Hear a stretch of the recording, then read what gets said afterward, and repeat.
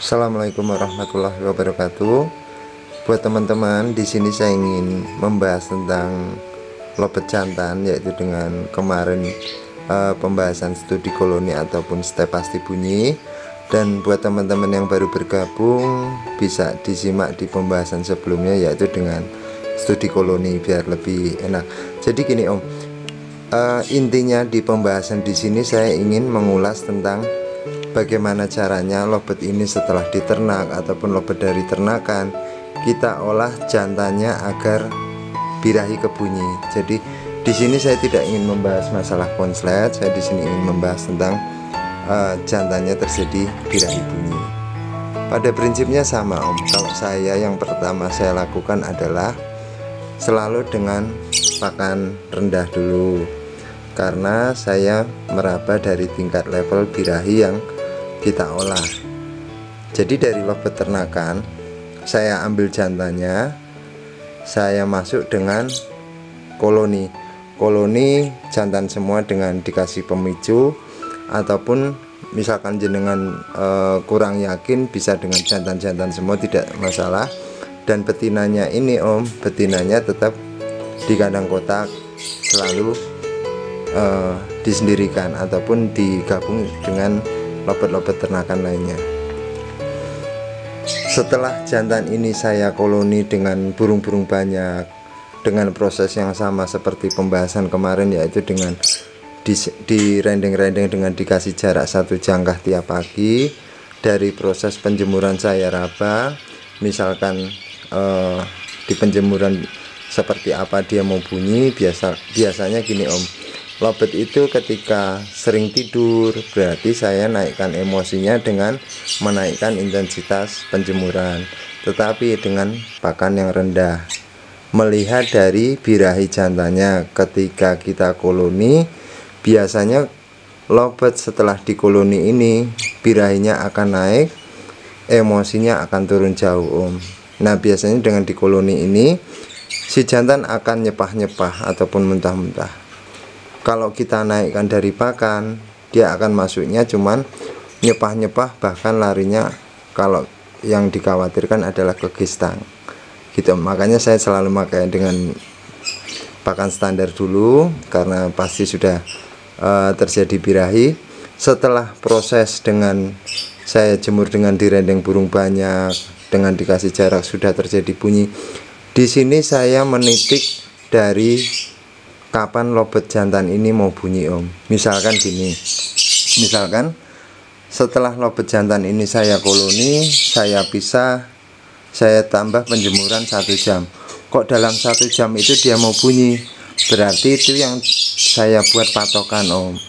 Saya buat patokan ketika lobet jantan itu mau bunyi, berarti di penjemuran 1 jam. Setelah itu saya kembalikan ke koloni lagi Om. Saya lihat intensitas bunyinya sering dalam waktu 2 minggu ataupun 1 bulan di koloni jantan semua. Nah setelah intensitas dia rajin bunyi ini, saya fokus dengan salah satu burung dulu Om. Salah satu burung saya lihat bisa nggak lobet dari ternakan ini bisa kebunyi, kan gitu Om. Nah setelah dalam intensitas 1 bulan ini rajin bunyi, saya kembalikan ke betinanya Om. Saya kembalikan ke betinanya. Dia di sini yang lama nggak pernah ketemu, dia mau ngawin dan segala macam. Ini saya biarkan Om. Saya masuk fase telur pertama. Nah setelah si jantannya masuk di kandang ternak ini, saya raba dari pakannya Om. Ketika jantannya ini birahi, nyepah-nyepah, saya tidak akan menaikkan dari pola pakan, karena kalau terlalu kencang dia akan larinya selalu ke kawin. Meskipun dengan pakan rendah dia juga akan ke kawin, tapi intensitas dari dengan pakan rendah dia sudah punya birahi, larinya ke kawin, fase-fase dia akan bertelur itu akan kelihatan Om. Jadi prosesnya tetap pakan rendah, si jantannya mau ngawin atau enggak terserah. Ketika besoknya saya cabut dari betinanya Om, saya cabut, tetap dengan saya rendeng burung banyak, dengan saya kasih jarak. Saya hanya patokan, oh lobet jantan saya ini berani bunyinya, mau bunyinya sekitar 1 jam setelah jemur.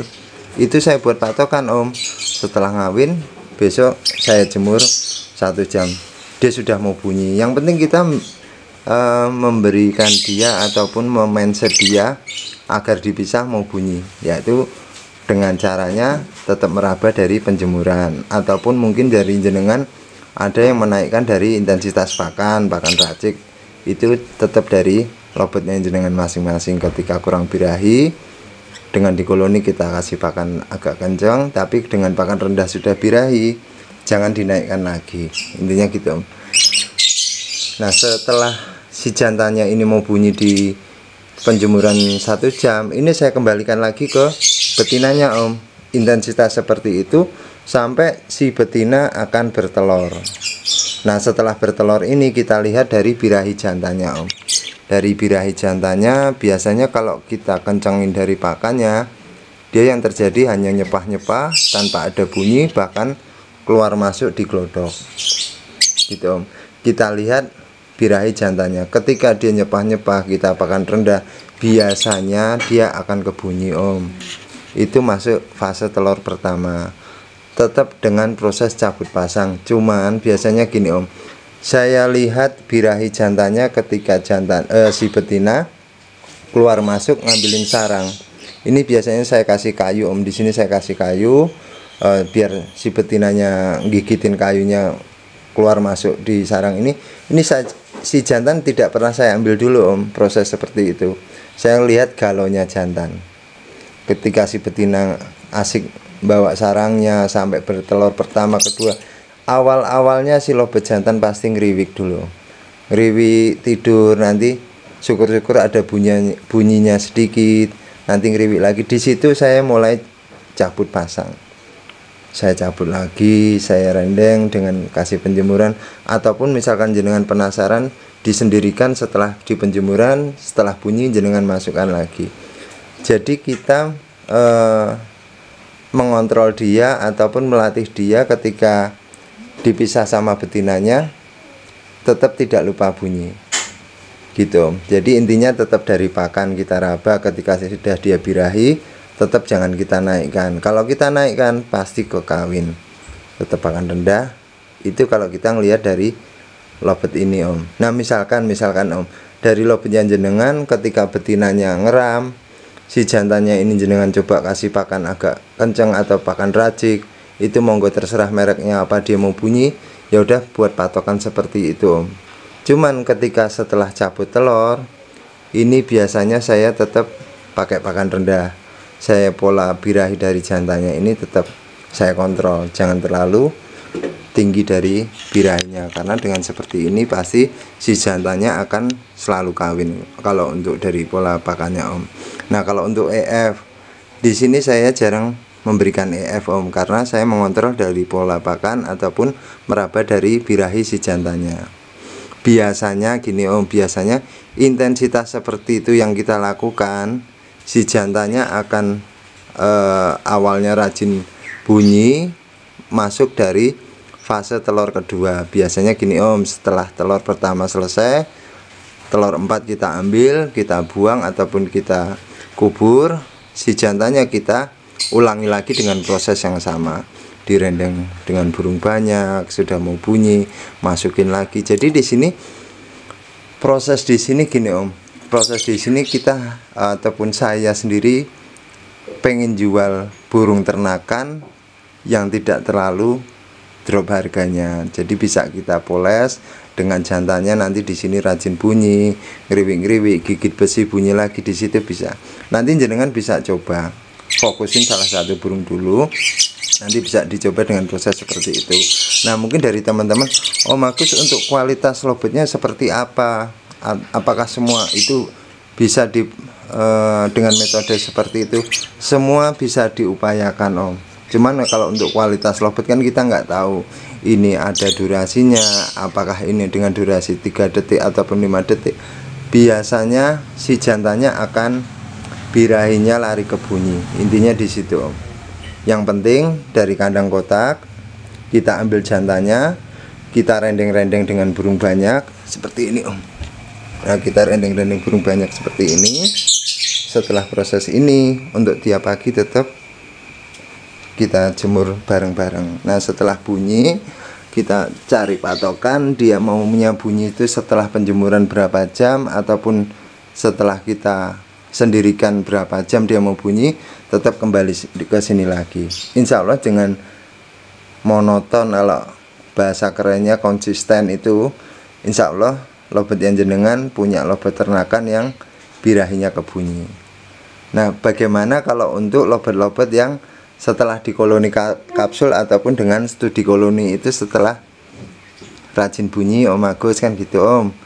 Kalau itu kembali ke jenengan, misalkan jenengan berani mencoba ataupun memberikan pasangan, tetap dengan jenengan meraba dari pakan, penjemuran, dan menitik ataupun kita dituntut skill kita Om, skill kita untuk bagaimana caranya si lobet ini bunyinya setelah apa, entah disendirikan, entah dengan penjemuran 1 jam itu. Lalu kalau saya biasanya langsung memberikan ke kandang kotak ataupun pasangan. Kalau misalkan jenengan takut-takut, coba dengan burung ternakan, intinya itu Om. Jadi proses di sini bukannya untuk apa ya Om, bukannya untuk kita ke larinya ke konslet ataupun itu enggak Om. Saya cuman memberikan pengalaman gambaran kenjenengan kalau bahwa lobet jantan itu bisa diproses dengan birahi kebunyi. Syukur-syukur dengan intensitas seperti itu kita menemukan bakat-bakat lobet yang kita proses. Oh, lobet ini lebih rajin, lobet satunya dengan nada yang sudah kering bahkan keluar ngedobel, intinya gitu. Kalau saya pribadi setelah proses dengan seperti itu, saya punya lobet yang oh ini sudah ngedobel, ini sudah nada kering, ini saya jual. Nanti syukur-syukur sampai di pembeli yang beli dari lobet itu sampai sana, karena rajin kegantangan, insya Allah jadi bagus. Jadi intinya di sini saya pengen ngajak teman-teman memberikan gambaran bahwa lobet dari ternakan pun bisa kita proses agar birahi kebunyi, dan insya Allah harganya tidak terlalu. Jadi intinya itu saja. Cuman di sini saya ingin berbagi karena sudah lama saya nggak ngunggah dari konten karena kesibukan saya jualan di toko jualan parfum dan juga ketemu dengan teman-teman. Di sini saya ingin memberikan gambaran kepada teman-teman. Misalkan kita punya lobet yang sudah pasangan, bisa kita proses, apalagi dengan lobet-lobet yang sudah rajin bunyi. Jadi kalau untuk kita memberikan betina itu intinya tetap agar si jantannya birahinya larinya ke bunyi, ataupun bahasanya adalah membongkar birahinya si jantan agar tetap lari ke bunyi. Intinya di situ saja. Di sini saya mohon maaf sama teman-teman yang sudah bisa, yang sudah punya konsletan banyak. Jadi intinya di sini saya hanya memberi pengalaman pribadi saya, memberi pengalaman gimana skill kita untuk bermain lobet jantan. Yang penting intinya kita jangan terlalu ambisius. Ambisi boleh Om, kita ambisi pengen punya lobet yang kualitas bagus, punya syukur-syukur ke gacor dan segala macam. Teknik seperti itu bisa dari kandang kotak, jantannya kita pindah kandang kapsul, kita rendeng burung banyak, syukur-syukur dikasih pemicu. Kalau punya murai batu monggo, jala uren monggo, itu lebih bagus untuk pemicu dari lobet yang sering riwik. Biasanya dikasih pemicu seperti itu rajin, ataupun bisa menambah respect dari si lobetnya itu. Kalau untuk masalah pemicu bisa dengan lainnya seperti kemercik air dan segala macam. Jadi intinya di situ saja. Di sini saya mohon maaf. Semoga jenengan beserta keluarga semuanya sehat selalu. Wassalamualaikum warahmatullahi wabarakatuh.